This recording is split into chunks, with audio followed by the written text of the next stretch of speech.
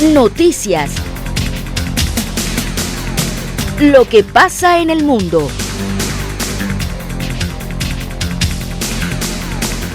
Todo en el contexto nacional.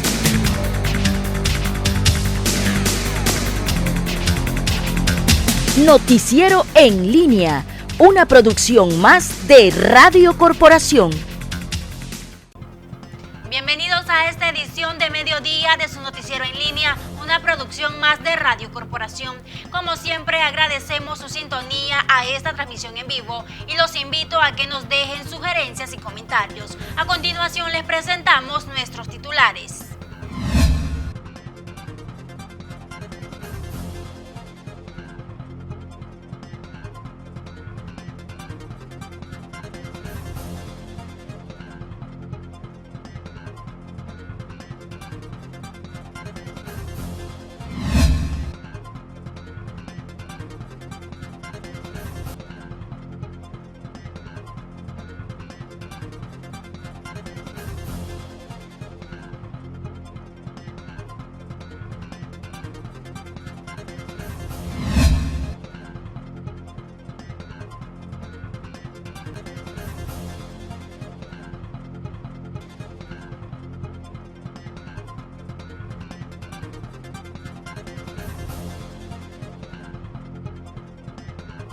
Algunas personas dicen que una cuarentena aburre y por tanto deciden salir a las calles. Lo cierto es que en Nicaragua nunca se ha aplicado esta medida y por ello es mayor el riesgo a contagiarse, pero esto cada día parece no importarle a la población. Naturalmente que la gente se cansa de estar, la gente quiere andar afuera, se olvide las consecuencias y eso por supuesto es producto de que no hubo una política fuerte de prevención, no hubo medidas serias. Sin embargo, pues la población debe estar consciente que aquí estamos en una etapa muy peligrosa. El gobierno de Daniel Ortega, a través de sus estrategias de minimizar la pandemia, ha logrado crear desinterés en materia de autocuido, según el analista político José Dávila. Entonces el gobierno trata de crear desinterés. Vimos gente que se burlaba del virus y que después murió. Vimos cómo el montón de cuadros, inclusive gubernamentales, han estado muriendo de todos lados. Entonces la realidad no la pueden ocultar, pero por culpa de ellos, de crear un ambiente superficial, de que aquí no está pasando mucho, es que va a seguir muriendo la gente, es que se va a seguir extendiendo el virus y se nos va a hacer más largo este asunto. Pues definitivamente por la realidad que quiere pintar el gobierno, que es falsa. El doctor opositor José Luis Borgen coincide con Dávila y señala que el gobierno proyecta que todo marcha normal y en orden, a través de una falsa seguridad. Entonces logra crear una falsa seguridad y la población sale a las calles. Por eso estamos viendo más aglomeraciones, más de 2.000 actividades toda la semana en cuanto a festividades, celebraciones, reuniones, fiestas incluso y actividades turísticas que, si bien no han logrado el impacto que el gobierno quiere, sí han hecho que la población se movilice. Gerald Mayorga, noticiero en línea.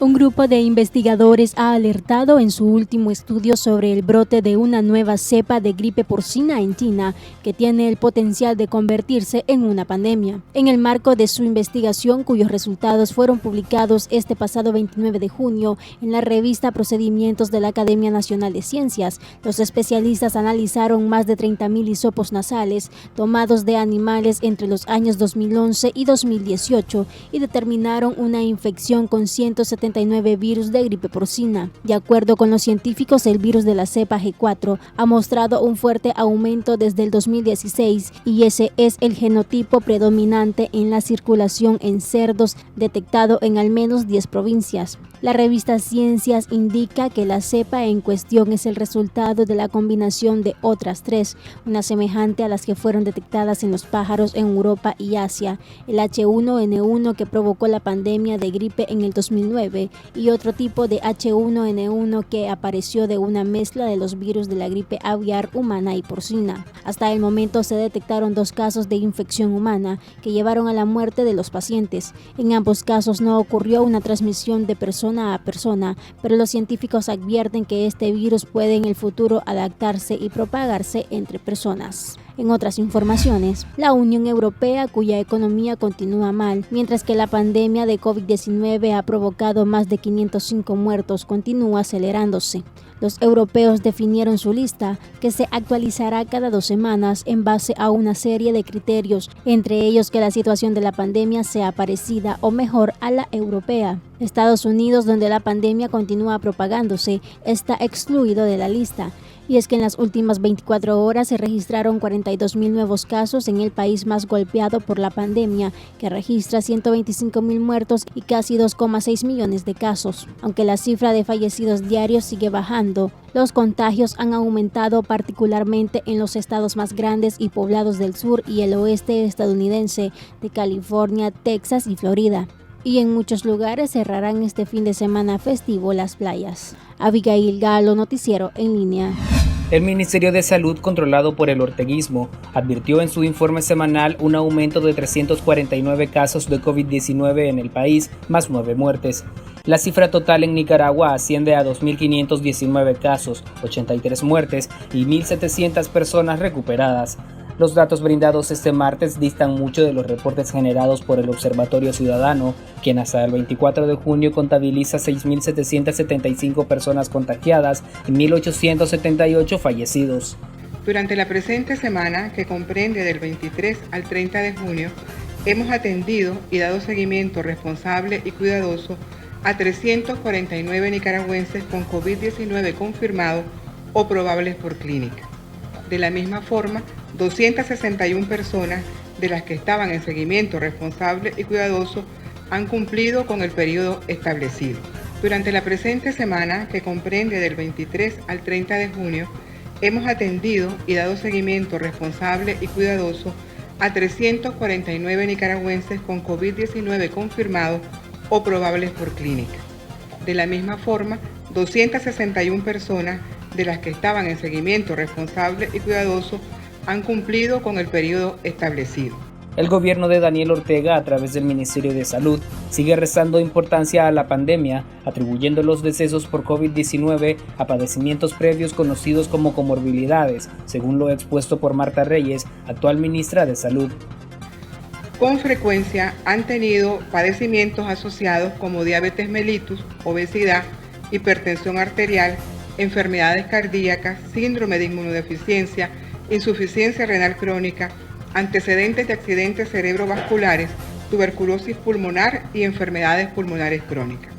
En la presente semana hubo 9 fallecidos atribuibles a COVID-19 y se presentaron otros fallecimientos en personas que han estado en seguimiento debido a tromboembolismo pulmonar, diabetes mellitus, infarto agudo de miocardio, crisis hipertensiva y neumonía bacteriana.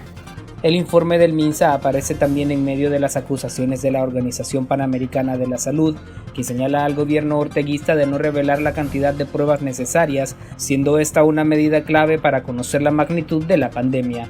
Javier Bermúdez, Noticiero en Línea. Luego de que el Instituto Nicaragüense de Energía argumentara que la tarifa de esta no disminuyó en la misma medida que bajaron los precios del petróleo internacional, fue producto de que la energía utilizada ha sido de fuentes renovables.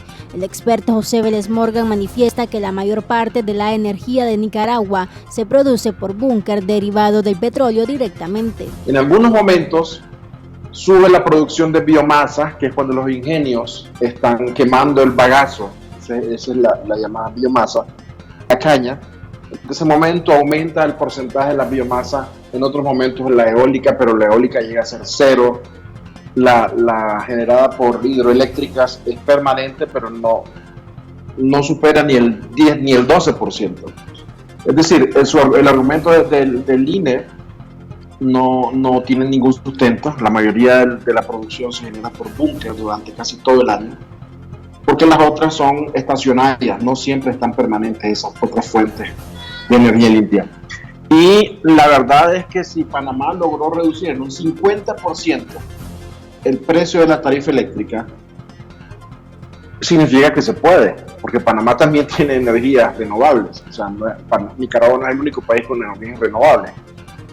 Y la caída del precio del petróleo es enorme, o sea, cuesta el 50% menos que el año pasado el petróleo. Entonces no hay ninguna justificación para decir que ese 3% es suficiente, justificable, o que las energías renovables son las que hacen que sea cara la energía en Nicaragua. Pues eso es prácticamente absurdo. Morgan asegura que el régimen de Ortega podría perfectamente hacer una reducción sustantiva del costo de la tarifa eléctrica en el país. No hay ninguna justificación. Y los contratos del petróleo son contratos de semanas. Me explico, ya no tenemos aquellas concesiones con Venezuela irrisorias. Ahora son contratos de mercado. Y si es así, como dice el gobierno, que es un contrato de meses anteriores, entonces en este momento tendríamos que tener el consumo del petróleo que estaba a $1 el barril hace unos meses, estuvo incluso a precios negativos. Entonces, ¿dónde está el efecto de esos contratos que se firmaron cuando el precio del petróleo era casi $1, $2 o $3? ¿Dónde está esa diferencia? Está naturalmente en las ganancias de las empresas que importan el búnker y que distribuyen la energía eléctrica. Recordemos que el año pasado hubo 3 aumentos de la tarifa eléctrica cuando el petróleo estaba a 78, 79, $80 el barril. Entonces podrían por lo menos equiparar a ese desplome. Ahorita está a $40 el precio del barril en el mercado internacional. Podrían hacer una reducción sustantiva. Abigail Galo, Noticiero en Línea. Exactamente 135 nicaragüenses estuvieron varados en alta mar alrededor de 3 meses, pues no le permitían el ingreso al país. La excusa era el contexto de la pandemia, pero ¿por qué no dejarlos ingresar si puertos marítimos, fronteras y aeropuertos nunca han estado cerradas? Dejándolos como ciudadanos de segunda o de tercera categoría, violándoles el derecho que tienen a ser tratados como nicaragüenses, a ingresar al territorio nicaragüense. El colectivo de derechos humanos Nicaragua Nunca Más Impunidad destaca que el gobierno no tiene argumentos para realizar tal acción. Tiene que recibirlo, tiene que atenderlo, tiene que aislarlo, tiene que garantizar su salud, tiene que garantizar su vida. Son nicaragüenses y son responsabilidad del Estado. El Estado lo que está haciendo es obviando esa responsabilidad, actuando con absoluta crueldad y está violentando los derechos constitucionales y nuestros derechos humanos. En Centroamérica, países han creado protocolos para situaciones como esta. En Nicaragua, los ciudadanos que pretenden ingresar al país quedan en total indefensión, según el defensor de derechos humanos Juan Carlos Arce. Costarricenses y panameños que han hecho esfuerzos para establecer una especie de corredor en donde estos ciudadanos que se encuentran en Panamá, por ejemplo, puedan pasar por el territorio costarricense. Ojo, Costa Rica sí pudiera negar, sí tiene la posibilidad de negarle a otros ciudadanos el ingreso a su territorio aduciendo razones sanitarias. Nicaragua no puede negarle el ingreso a los nicaragüenses a su territorio. De lo contrario, los estaría dejando en una condición de total indefensión, de total falta de garantías de sus derechos a la igualdad, de su derecho a la, es decir, a una nacionalidad, de su derecho a ser protegido, de su derecho a la salud. Es decir, aquí estamos hablando de una serie de violaciones a los derechos básicos de la ciudadanía. Gerald Mayorga, Noticiero en Línea. El director del Centro de Investigación del Estado de Rusia en Virología y Biotecnología Vector declaró este martes que 3 prototipos de la vacuna contra el COVID-19 han superado con éxito las pruebas de capacidad para suscitar una respuesta inmune al virus. Para el epidemiólogo Álvaro Ramírez, ha sido una carrera para encontrar una vacuna contra el COVID-19 a nivel mundial. Sin embargo, aunque hayan muchos avances, habría que esperar una serie de resultados para que sea eficaz en los humanos. Hay una carrera a nivel internacional y habrá que ver pues cuál va a ser los reportes científicos que van a tener del nivel de inmunidad y el nivel de riesgo, de contraindicaciones o el nivel de efectos secundarios que las vacunas van a tener. Son vacunas que no han seguido todo el rigor científico, pero que debido a la seriedad de la epidemia, pues algunos países han procedido a aprobar experimentos tempranos en humanos. Lo más importante en esto va a ser tener el reporte científico fidedigno de que si realmente protegen, cuánto tiempo es la inmunidad que producen. Hasta ahora no hay claridad de eso, no hay definición del nivel de inmunidad y cuáles serían los efectos secundarios de esta vacuna, cuál es el riesgo con que se estaría exponiendo a miles de pobladores o millones de habitantes en el mundo que recibirían esta vacuna, porque es una carrera urgente que hay de producir una vacuna para disminuir el contagio del coronavirus en el mundo. Hasta la fecha, los expertos y organizaciones de la salud continúan recomendando las medidas de prevención para el COVID-19, como el constante lavado de manos y el utilizar mascarillas si sale de casa, siendo un protocolo del día a día en todo el mundo. Abigail Galo, Noticiero en Línea.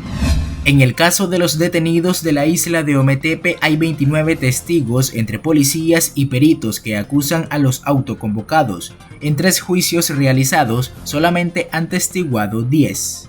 Por el total hemos recibido 10 testimoniales, nos faltan 19 porque son 29. En la audiencia de juicio maratónico del pasado lunes, la cual duró un poco más de 8 horas, salieron a flote muchas incongruencias que se podrían utilizar a favor de los detenidos, explica la abogada y defensora de derechos humanos, Yonarqui Martínez. Se han estado equivocando de una manera extraordinaria, inconsistente, se contradicen, dan fecha, dan horas, no recuerdan la ropa, no recuerdan quién les hizo el reconocimiento de personas, no recuerdan quién hizo el reconocimiento fotográfico, no saben cuántas personas les pusieron en los reconocimientos, no es la misma versión la que ellos dicen que las que le dieron al forense, o sea que es contradictorio por completo.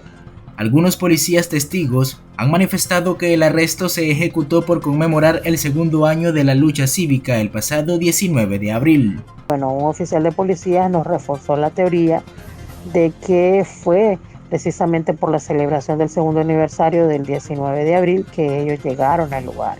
Había gente con bandera y llegaron de una manera violenta solo por el hecho de que las personas ejercieran su derecho constitucional de protestar, de pensar y de celebrar de manera que no dañaban a nadie en el lugar. La continuación de este proceso judicial se llevará a cabo el próximo 2 de julio. Gerald Mayorga, Noticiero en Línea. De esta manera hemos llegado al final de Noticiero en Línea, una producción más de Radio Corporación. Agradecemos su fiel sintonía. Recuerde que estas y otras informaciones las puede encontrar a través de nuestro sitio web en www.radio-corporación.com. De igual manera los invito a enviarnos sus reportes a la línea que está apareciendo en pantalla y de estar pendiente de nuestro noticiero estelar a través de las frecuencias 97.5 FM y 540 AM. Estuvo con ustedes Abigail Galo. Noticias. Lo que pasa en el mundo.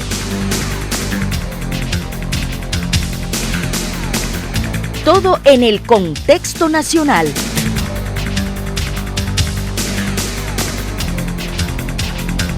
Noticiero en Línea, una producción más de Radio Corporación.